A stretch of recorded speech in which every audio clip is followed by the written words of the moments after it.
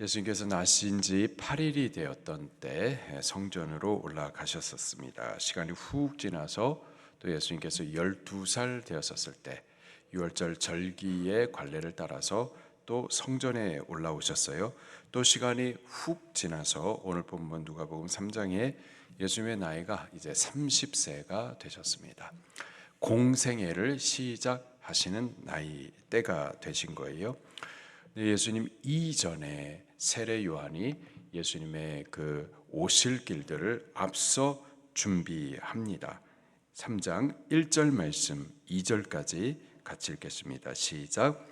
디베료 황제가 통치한 지 15해 곧 본디오 빌라도가 유대 총독으로 헤롯이 갈릴리의 분봉 왕으로 그 동생 빌립이 이두레와 드라고니 지방의 분봉 왕으로 안나스와 가야바가 있을 때에 하나님의 말씀이 빈들에서 사가랴의 아들 요한에게 임한지라. 아멘. 누가가 이 복음서를 쓸 때에 그 특징이 보면은 정치적이고 역사적인 그 당시의 정황을 아주 세밀하게 기록을 합니다. 골로새서 4장 14절 말씀을 보니까는요, 바울이 누가를 향해서 이렇게 표현을 하고 있어요. 사랑받는 의사 누가. 이 누가의 직업이 의사였었던 거예요. 의사로서 바울과 바울 사역에 끝까지 남아가지고 바울의 병든 몸을 돌보기도 하고 그의 지친 마음을 돌보기도 했었던 사람이 누가였었습니다. 당시에 의사는 단순히 병만 보는 사람, 기계적으로 병만 보는 사람이 아니라 세밀한 관찰을, 기록, 또 분석 능력을 요구하는 학문적 직업이 의사였었어요. 실제로 누가가 기록을 하고 있는 누가복음 또 사도행전에 보게 되면은 의학적 또 심리적 상태를 아주 상세하게 묘사하는 부분들이 많이 있습니다. 누가복음 4장 38절에 보면은 심한 열병, 지금 병들어서 아파하는데 왜 아픈가? 열병. 근데 그 상태가 심한 열병, 이렇게 정확하게 기록을 해주고 있죠. 8장 44절에 또 14장 2절에 보면은 혈루증, 그냥 아픈 사람이 아니라 정확하게 그 병명에 대해서, 또 수종병, 이렇게 정확하게 기록을 분석을 해서 기록을 하고 있는 것을 보게 됩니다. 누가는 성경을 기록할 때 그냥 단순한 종교적인 해석을, 개인적이고 주관적인 해석을 기록하는 기록자가 아니었었고요. 세밀한 관찰을 토대로 역사적인 사실을 기록을 하던 사람이었습니다. 그렇게 하는 이유가요, 제가 지금 기록하고 있는 복음이 이 복음의 이 역사성을 강조를 하고 있는 겁니다. 복음서에 예수님께서 행하신 많은 일들, 그 일들이 그냥 우리 평범하게 일어나는 일들이 아니라 초자연적인 기사 능력들을 행하고 계시는데, 그러한 기록들, 예를 들어서 오병이어, 또 물 위를 걸으시는 것, 병든 자 고쳐주시고, 또 귀신 들린 자 귀신 쫓아내시고, 죽은 사람이 살아나는 거, 이게 초자연적인 하나님을 통해서 나타나는 능력의 일들인데, 그런데 그러한 것들이 단순히 누가가 개인적인 믿음으로 해석한 내용이 아니라, 이거는 하나님께서 역사 가운데 개입하셔서 실제로 일어난 역사적 사건이라는 사실을 증명하고자 하는 겁니다. 우리는 성경을 읽을 때 이것을 그냥 한 개인의 믿음의 해석으로 여겨서는 안 되는 겁니다. 여보세요? 그냥 누가가 믿음의 눈으로 사건을 바라보고 기록한 것이 아니라, 믿음의 해석이 아니라 하나님께서 인간 역사 가운데에서 실제로 개입하신 사건들, 개입하시고 실제로 행하신 능력들로 우리는 읽으시고 받으셔야만 하는 겁니다. 슈바이처 박사가 아프리카의 성자라는 별명을 갖고 있는 일평생에 아주 젊은 나이에 교수직을 제안을 받았는데도 불구하고 그거 다 내려놓고 아프리카 그 오지로 떠나서 평생에 많은 사람들에게 자기가 갖고 있는 의학적인 그 능력으로 많은 사람들을 섬겼었죠. 그래서 아프리카의 성자라는 그런 특별하고 영광스러운 이름을 갖고 있는데, 그 사람이 의사 선생님인 것뿐만이 아니라 신학자였거든요. 그리고 신학적인 책을, 신학 저서를 남겼는데 제목이 역사적 예수예요. Historical Jesus. 그 무슨 말이냐? 성경은 역사적인 내용이 아니라 이 말이에요.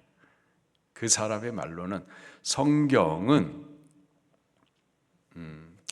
박애의 사랑을 우리에게 가르쳐주는 본으로서의 해석된 책이고, 예수님께서 뭐 물 위를 걷는 그런 무슨 의미 없는 일이고, 그냥 그거는 제자들이 믿음의 눈으로 본 것을 써놓은 거고, 실제 역사적 예수는 다르다라는 거예요.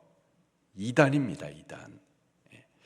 그러나 성경은 믿음의 해석집이 아니고요, 개인적 주관적인 체험을 갖다가 자기의 느낌을 기록한 것이 아니고요, 하나님께서 인간 역사 가운데 실제로 개입하여서 실제로 능력을 나타내신 역사적 사건 그대로를 기록한 책인 줄 믿으시기를 바랍니다. 우리는 이 성경을 그렇게 읽으셔야 되는 거예요. 그리고 우리도 이 복음을 전할 때, 우리도 복음을 전하잖아요. 복음을 전할 때 내 주관적인 체험, 내 주관적인 해석만 말하기보다는요, 이 역사적 사실을 근거로, 다시 말해서 성경을 근거로 복음을 증거하셔야만 하는 겁니다. 성경을 전해야지 내가 무엇을 체험했고, 내가 어떻게 느꼈고, 내가 어떻게 깨달았고, 나는 이렇게 믿는다, 나는 이렇게 생각한다, 그 내가 근거가 돼가지고 말하는 그 주관적인 해석, 그것을 말하면은요, 힌두교인들은 주관적인 체험들이 많습니다. 귀신의 역사들이 얼마나 많은데요. 자기 주관적인 체험, 자기 주관적인 느낌, 그것을 근거로 해서 말하기보다는 복음을 전하셔야 돼요. 성경 그대로를 전하셔야만 하는 겁니다. 여러분, 성경을 증거하셔야만 하는 거예요. 성경이 기록하고 있는 사실을 그대로 증거하고 그 진리를 그대로 전하셔야 돼요. 혹 내가 그렇게 느껴지지 않는다 하더라도, 내가 그 성경에 기록된 내용에 주관적인 체험이 없다 하더라도, 말씀이면 이 말씀을 그대로 증거하시면 되는 거예요. 내가 방언을 못했다 하더라도 성경이 방언을 말하면 방언을 전하면 되는 거예요. 내가 죽어본 적이 없고 죽었다 다시 살아난 본 적이 없다 하더라도, 내가 주관적인 체험이 없다 하더라도, 예수님께서 죽은 자를 살리셨고 예수님 스스로 죽었으나 살아나셨으면 그것을 근거로 믿고 그것을 전하셔야만 하는 겁니다. 우리 그렇게 믿고 그렇게 복음을 나눌 수 있기를 예수님 이름으로 축원합니다. 그렇게 이 성경이, 누가가 증거하고 있는, 기록하고 있는 이 누가복음이 자기의 주관적인 체험, 느낌이 아니라 이것은 역사적인, 하나님께서 인간 역사 가운데 개입하셨던 그 사실임을 증거하기 위해서 그 당시의 역사적, 정치적 그 정황들을 아주 구체적으로 세밀하게 전하고 있어요. 보니까 로마의 황제가 당시에 디베료였었습니다. 그리고 그가 15년을 통치하고 있었던 때였었고요. 그때는 또 언젠가 보니까는 본디오 빌라도가 유대의 총독으로 부임한 때였었습니다. 유대 나라의 왕이 있었었죠. 헤롯 대왕이 있었습니다. 그가 그 강력한 왕이었었고요. 아주 비열하고 정치 잘하던 왕이었었는데 그가 그래서 자기의 그 권력에 대해서 조금이라도 어떤 견제가 될 만한 세력이 있으면 아들도 죽여버리고 아내도 죽여버리고 그랬었던 자가 헤롯 대왕. 그리고 그가 죽을 때에 나라를 갖다가 좀 쪼개가지고 분봉왕, 나라는 한 나라인데 지역을 조금 나눠가지고 각각 다스리도록 왕을 이렇게 나누었었죠. 근데 그 당시에 유다는 그 이스라엘의 중심이었었는데 그 유다는 로마의 총독 이 본디오 빌라도가 다스리고 있었었고 나머지 부분들은 헤롯 여기 헤롯 안디바가 다스렸었고 또 그 동생 빌립 그리고 루사니아가 각각 분봉왕으로 다스리고 있었던 때였었습니다. 본디오 빌라도 누구죠? 예수님을 십자가에 못 박으라고 판결을 내렸었던 총독.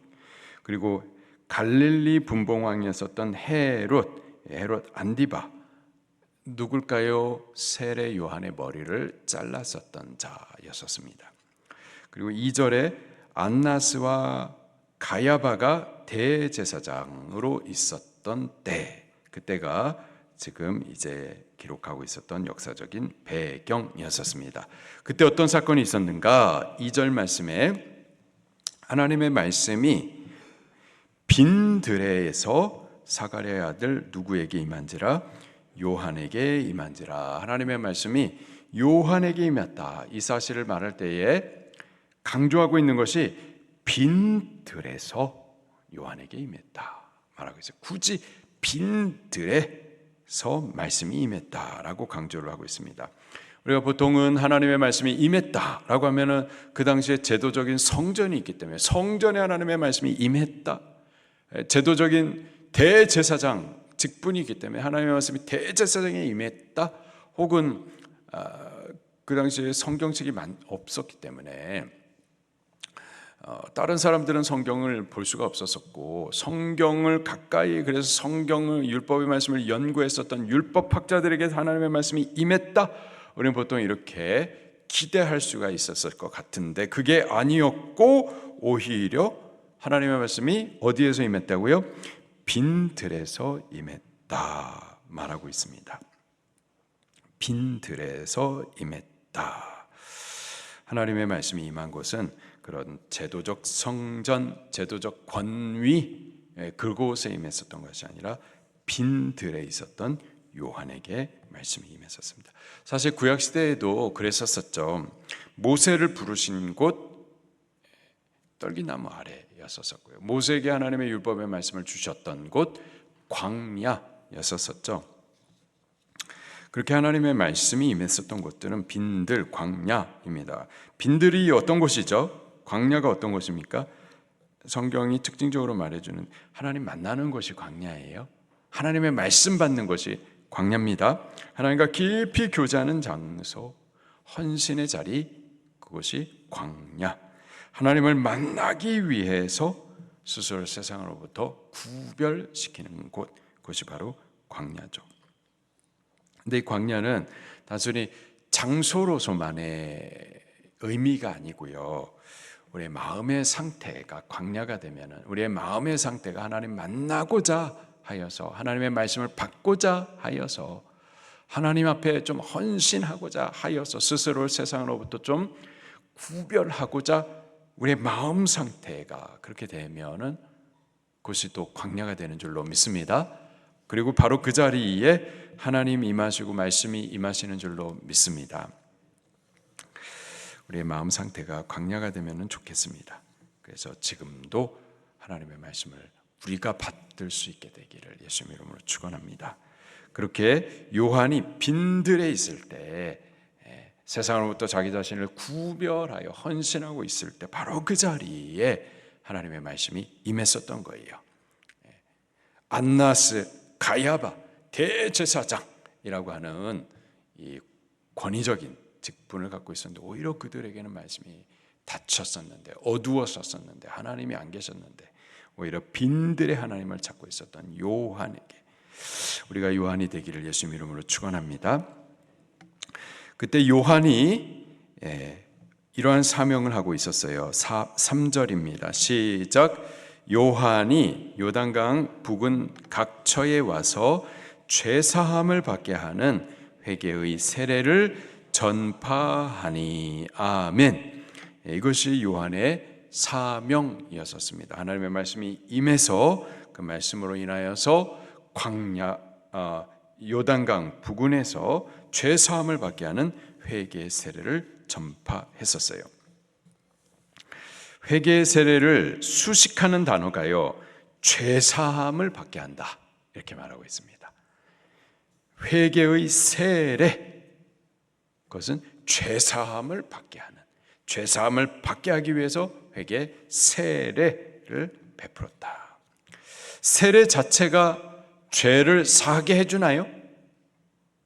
여러분, 회개 자체가 죄를 사하게 해주나요? 아닙니다. 회개 안에 세례, 이렇게 물로 세례를 베푸는 그 의식 자체가 우리 죄를 사해주지는 못해요. 물로써 우리 죄가 깨끗해지지는 못합니다. 베드로도 이렇게 말하고 있어요. 베드로는 3장 21절에 물은 육체의 더러운 것을 제하는 것이 아니요.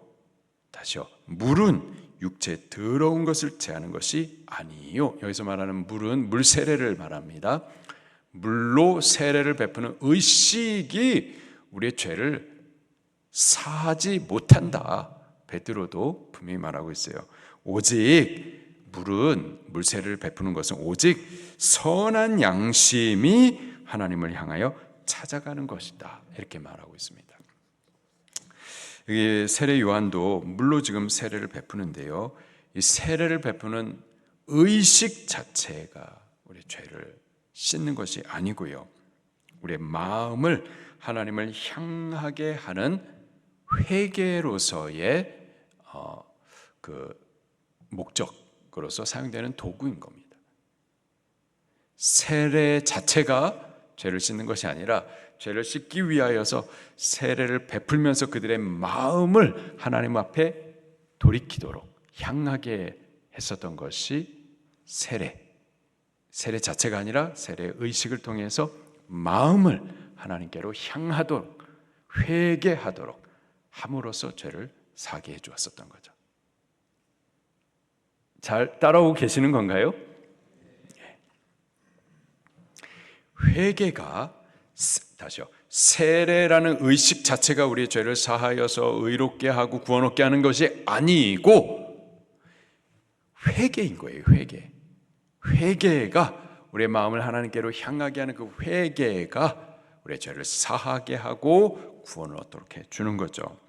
회개의 헬라식 발음이 메타노이아, 뜻은 마음을 돌이키는 것을 말합니다. 세상을 향하였던 그 마음을 하나님으로부터 멀어졌었던 그 마음을 말씀으로, 그 마음을 돌이키는 것, 메타노이아, 그게 바로 회개인 거예요. 그리고 바로 그것이 요한의 사역이었었던 겁니다. 회개케 하는 사역. 그리고 그것이 바로 예수님을 만나도록 준비케 하는 일이었었던 거예요. 4절 말씀을 같이 읽겠습니다. 시작. 선지자 이사야의 책에 쓴 바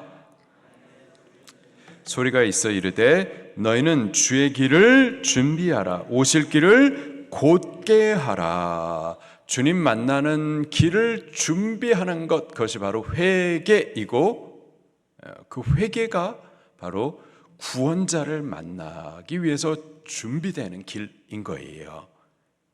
회개가 예수 그리스도를 만나는, 죄를 사하게 하시고 구원 얻게 하시는 길인 겁니다.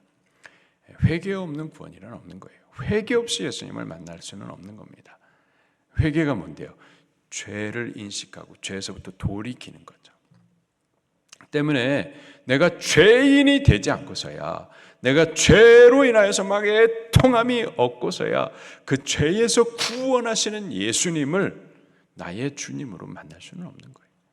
그냥 좋은 말 들으러 교회 오는 것하고는 예수님 만나는 거하고는 다른 겁니다. 교회가 왜 세상의 욕을 먹을까요? 교회가 구제하는 일하고 병원 찾아가고 뭐 학교에 뭐 물건 대주고 하면은 세상이 욕 안 합니다. 근데 왜 세상이 자꾸 교회를 미워하고 질타하고 그럴까요? 왜 동성애자들이 막 일어나가지고 총쏴 사람 죽여버리고 그런 일을 왜 할까요? 그 죄다라고 말해주기 때문에 그래요. 죄. 그냥 좋은 말 하는 것이 아니라 교회는요, 죄를 가르쳐주고, 그래서요 예수님이 죄인 나의 구주이심을 말해주는 것입니다. 내가 죄인이 아닌데 예수님이 죄인의 구주이신 예수님이 나하고 아무런 상관이 없는 거죠. 예수님의 오실 길을 예비해 주는 그것은 바로 너가 죄인이다라는 사실을 알게 해주고 그 죄에서부터 돌이키는 회개, 이 회개가 예수님의 오실 길을 예비케 해주는 것입니다. 복음의 길을 열어주는 것이 바로 회개인 거예요. 회개는 그 죄에서부터 돌이키는 마음인 겁니다. 때문에 반드시 죄가 선포가 돼야 돼요. 죄인이라는 사실을 알아야 돼요.